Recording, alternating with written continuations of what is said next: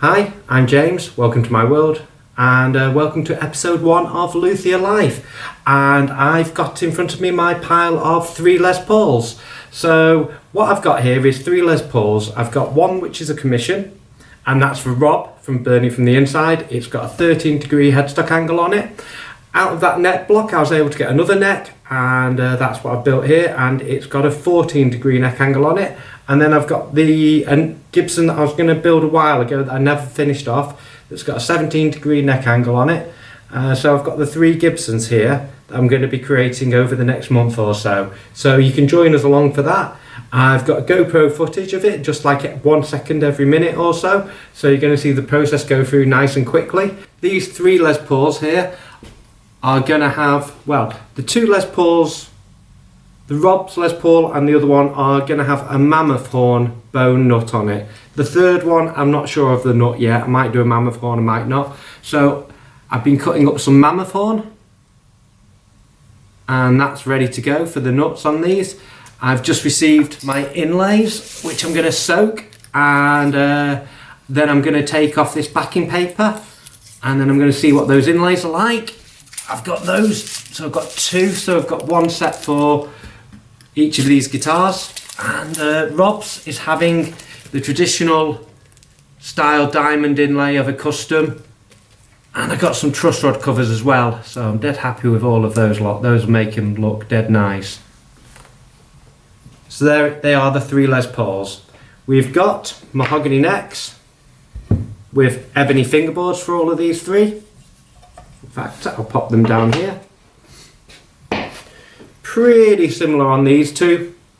That's the 13-degree neck angle, so that one's for Rob. That's pretty nice, and he's got the ebony fingerboard. So these 2 ebony fingerboards have come from some guy in India's garden. Apparently it has something to do with timber, and he cut down 2 ebony trees that were in his garden, so I've got these 2 ebony fingerboards. They're going to be on the 2 Les Pauls. Then the final Les Paul, don't know what ebony that is. I think that one was African ebony. So that's nice. And that one's got a bit of a figure to the neck. So it's got a figured mahogany neck. It's got a bit of sapwood coming in with a few little woodworm holes going through.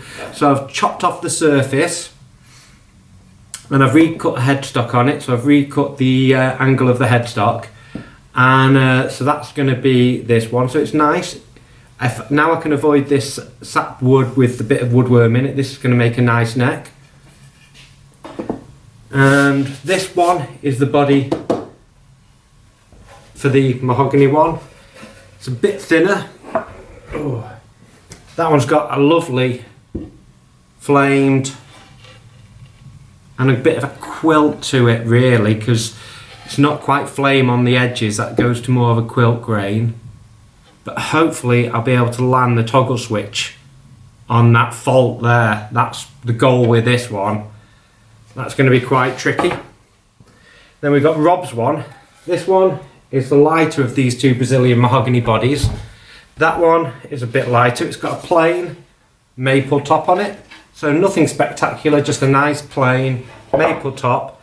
Mine's going to have a flamed maple top on it, which will be really nice. So that's the way the top, so that's going to be beautiful. And it's got a heavier body.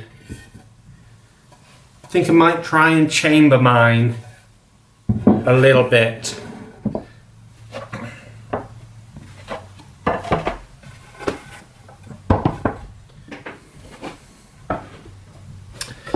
Oh, so that's the last one on the pile. So yes, over the next few months I've got a lot to do and a lot to get through. I really hope you can join us for this process, because it's going to be a long haul. I'll let you know what I've got to do. First project is to get these Les Pauls underway and closer to completion, so at least my customer's job is sorted and out the way. And then I've got to get back up and open with all my endeavours. These are going to be some guitars now that I'm going to build. I've been a luthier for 20 years now, at least, and this is the first time I'm going to just set some time aside to build guitars. I've got quite a lot of guitars that are halfway through construction that I'll bring into you and show you all about them and tell you all about them. And I've got a big challenge of a guitar to do this year, and my job really now, I think what my job will be going forward is my guitar school. I really enjoyed doing the guitar school. It was something that I never expected to have the success that it did have, but I've got to get that back up and open, because over the last couple of years I've sort of shied away from it. It was all a bit too much. This time I'm not going to half-arse it. I'm going to get it going really well. I'm going to build a model. I really want to create a model of guitar to sell to you. That's going to be the main thing, is to create a model of instrument that I want to be my